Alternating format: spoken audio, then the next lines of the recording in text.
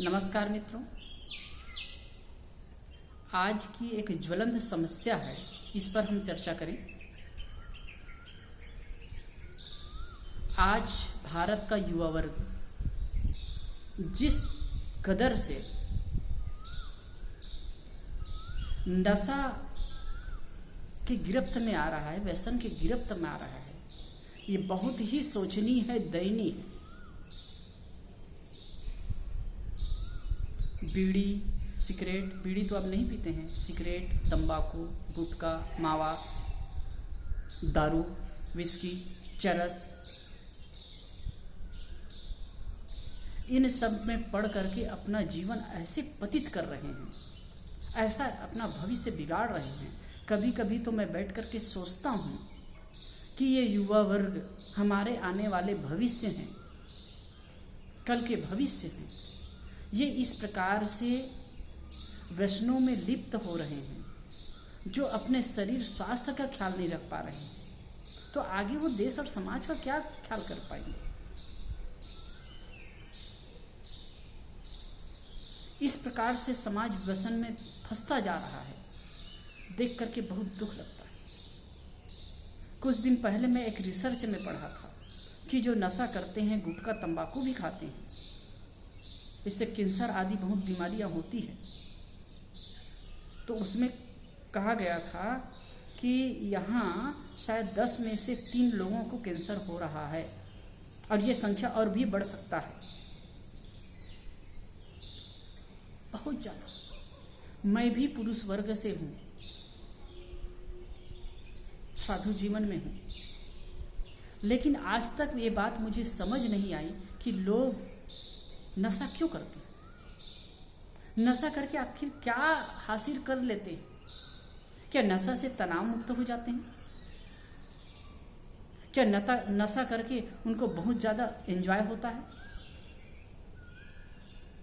वो अपना सेहत खराब करते हैं, अपना स्वास्थ्य खराब करते हैं, अपना आदर्श खराब करते हैं, अपना पैसा खराब करते हैं, और अपना परिवार का भविष्य भी दांव पर लगाते हैं। ये बहुत ही दुर्भाग्यपूर्ण है। जैसे कि कोई कहे,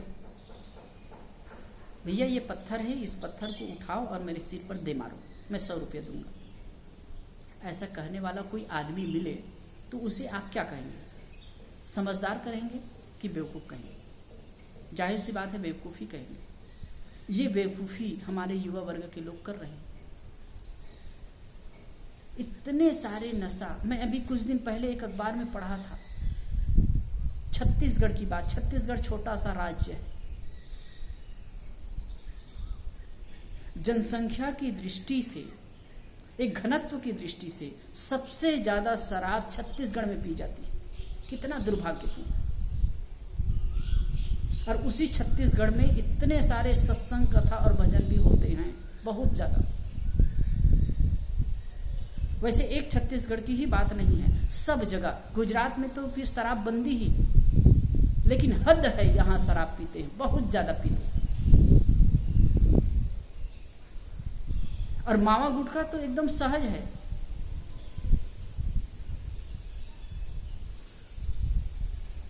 गुरुदेव जी कहा करते थे ना,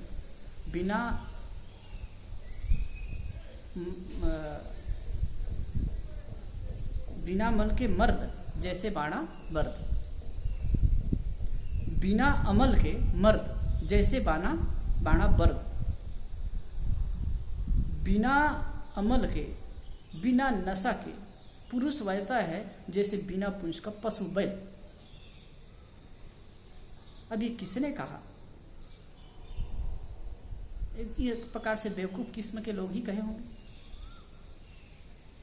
आप नशा करके अपना सेहत बर्बाद करते हैं, अपना भविष्य बर्बाद करते हैं। मैं कई लोगों को यहाँ जानता हूँ, कई लोगों को जानता हूँ जो नशा की गिरफ्त में आए। मुझे पता चला, बस गुटखा, मावा वगैरह खाते थे, तंबाकू वगैरह बहुत ज़्यादा खाते थे। तो मैं उनको बार बार कहता था कि प्लीज़ भैया आप लोग ये सब मत खाइए, आपका भविष्य अच्छा नहीं है। मुझे एक प्रकार के संकेत लगता था, और मैं जिन लोगों को कहा, कई लोगों को मैं सावधान किया, तो 3 लोग तो एकदम मर ही गए। एक सज्जन आता था तो उसको मैं बार बार कहता था कि देखो भाई सावधान रहो, सावधान रहो, आप इसको छोड़ दीजिए। नहीं छोड़े। कुछ दिन में कैंसर हुआ। जब यहाँ नहीं आ रहा था तो मैं किसी से पूछा कि वो भाई क्यों नहीं आते हैं, तो बताया कि उनका ऑपरेशन हुआ है साहब, वो नहीं आ पा रहे हैं ऐसे करके। तो उनके गला को पूरा काट करके, गाल को पूरा काट दिया गया था और प्लास्टिक सर्जरी की गई थी, तब भी वो नहीं सुधरा। बाद में और उसी नशा की वजह से कैंसर बहुत ज़्यादा बढ़ गया और वो मर गया। ऐसे एक युवक 23 साल का लड़का, उनके छोटे छोटे बच्चे थे, गांव देहात का, नशा के आदी हुआ, धीरे धीरे धीरे नशा में पड़ा और उसके हृदय में छेद हो गया और वो मर गया। ऐसी तमाम तरह की बातें आपके इर्द गिर्द भी देखने सुनने में आती हो।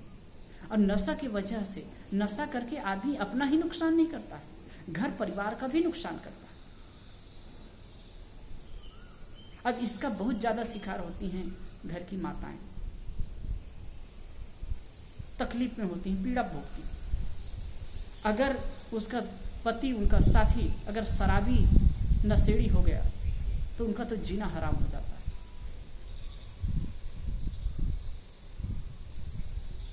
ये बातें तमाम तरह की होती हैं।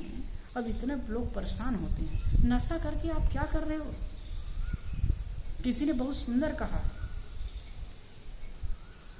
जो डूबे बोतल के बंद पानी में न उबरे कभी जिंदगानी में। जो डूबे बोतल के बंद पानी में न उबरे कभी जिंदगानी में, लाखों बह गए इस बोतल के बंद पानी में। एक बार जब उसके नशा में पड़ता है आदमी ना, तो बच नहीं पाता है। कहा जाता है एक आदमी चिलम पी रहा था, तो चिलम छोटा सा था, तो दूसरे ने, किसी ने देखा और कहा कि आपका चिलम तो बहुत छोटा है। अरे भैया, इसको छोटा मत कहो। इसी चिलम के जरिए मेरा 25 एकड़ का खेत था, वो चला गया, मेरा घर चला गया, मेरी पत्नी थी इतनी सुंदर, इतनी सुशील, वो चली गई, कुछ भी नहीं रहा। ये नशा से इतना नुकसान होता है। और मैंने कुछ दिन पहले एक और आर्टिकल पढ़ा था, उसमें मैंने ये सुना, मतलब पढ़ा था, और पढ़ करके मुझे बहुत आश्चर्य हुआ कि दूसरे देश के लोग यहाँ के युवा वर्ग को नशे की आदत में डाल करके, नशे की गिरफ्त में फंसा करके कमजोर करना चाहते। ड्रग्स आदि जो गहन नशा है, हीरोइन, ड्रग्स वगैरह, इसको भेज करके नशा की आदि बना करके और कमजोर करना चाहिए।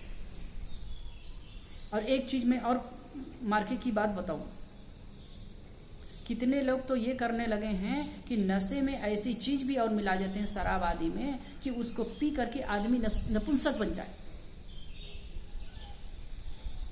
कुछ लोग ऐसा करने लगे हैं, नपुंसक बन जाए, उससे उसकी संतति उत्पत्ति ना हो और उनकी संतति समाप्त हो जाए। इस प्रकार से दूसरे लोग, दूसरे धर्म के लोग, दूसरे कौम के लोग, आपकी एक संतति है, एक श्रृंखला है, उसको समाप्त करने पर तुले। आप लोग क्यों नहीं सोच पा रहे उस चीज को। ये बहुत गहराई की बात है, इसको समझना चाहिए। और नशा करके कोई फायदा नहीं है, नुकसान के अलावा।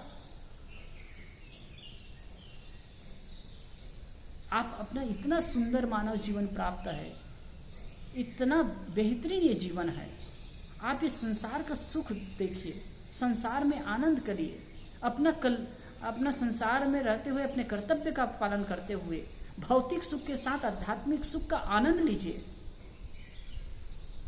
आप ये न करके, नशा करके अपने आप को बेवकूफ बना रहे हैं।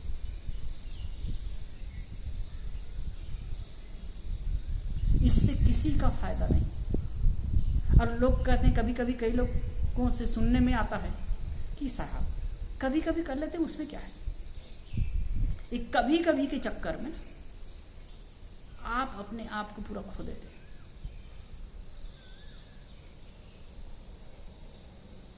कभी कभी किसी की आदत बनती है, कैसे होती है कि रोज शुरू से रोज पीना शुरू कर देता है, कभी कभार वो शुरू करता है, और धीरे धीरे जो आदत हो जाती है तो फिर उनकी आदत बढ़ जाती है। मैं कई ऐसे लोगों को जानता हूँ जो शुरू में कभी कभार छुप छुप के पीने लगे, और उसके बाद जब आदत हो गई तो ऐसे अंधाधुंध पीने लगे कि रात दिन उसके नशा में चूर रहते और कुछ ही दिन में बर्बाद हो गए।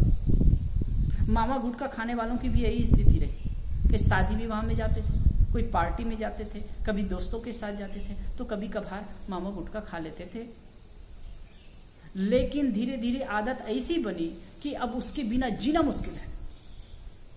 एक टाइम खाना ना मिले लेकिन वो तो चाहिए ही। अभी लॉकडाउन की स्थिति हुई तब क्या हुआ था आप लोग देखे होंगे।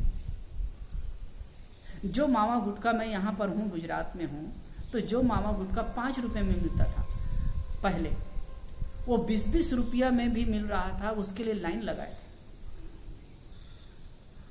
जो शराब की बोतलें 100 रुपया में मिलती थी वो 200 रुपया से 500 रुपया में बिकने लगी, तो भी लोग ले रहे थे। अब ये लोग कमजोर हैं, इन लोगों की सहायता करनी चाहिए। ये सब क्या है? आप सब से मेरा रिक्वेस्ट है, निवेदन है कि इन गंदी आदतों में पड़ करके अपने जीवन को खराब मत करिए।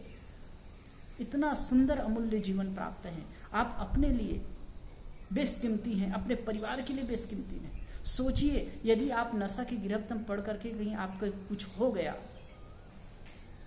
अचानक मृत्यु हो गई, तो आपके घर परिवार का क्या होगा? आपके माता पिता, अपने पत्नी बच्चे का क्या होगा? और जो युवा वर्ग अभी शादी विवाह नहीं किए हैं, आप नशा करके क्या अपना भविष्य बनाएंगे? क्या आगे कुछ उत्थान कर पाएंगे? नहीं। आप समझिए इस चीज को, किसी प्रकार भी गलत आदत में पड़ करके अपने आप को फंसाइए मत, उलझाइए मत, अपना भविष्य दांव पर मत लगाइए।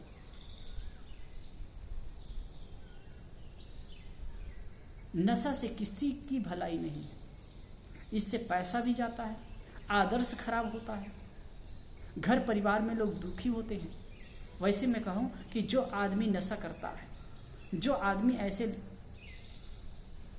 गलत चीज़ों में फंसता है, वो अपने 3 पीढ़ी का नाश करता है, 3 पीढ़ी को बर्बाद करता है। एक तो उसके माता पिता दुखी होते हैं, वो स्वयं अब दुखी होता है, पत्नी दुखी होती है, और उसके जो आने वाली श्रृंखला है, बच्चे हैं, उनको सही परवरिश नहीं मिल पाती। और ऐसे लोगों के बाल बच्चे सही नहीं हो पाते। और एक चीज और मैं बता दूं, एक डॉक्टरी रिसर्च में पता चला है कि जो लोग जैसे युवा वर्ग शराब पीते, नशा करते हैं, तो उनके जीन्स में वो असर आता है, उनके शरीर में असर आता है, पूरा शरीर में है, बॉडी है, विषाक्त हो गया, तो उनसे जो संतति की उत्पत्ति होती है, जो संतान उत्पन्न होते हैं, उनमें भी उसका असर होता है। और वो आपको मान लीजिए कैंसर नहीं हुआ है, लेकिन कैंसर होने की संभावना आपके बच्चे को बहुत ज्यादा हो जाएगी।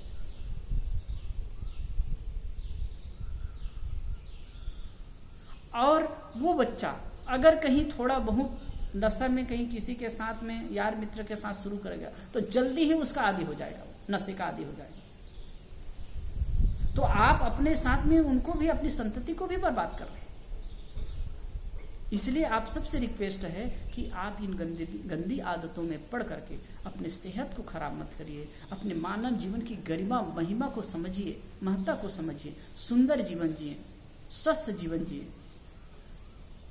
आप सबके लिए सर्वे भवन्तु सुखिनः, सर्वे सन्तु निरामया, सर्वे भद्राणि पश्यन्तु, मां कश्चित् दुर्भाग् भवेत्। सभी सुखी हों, सभी निरोग हों,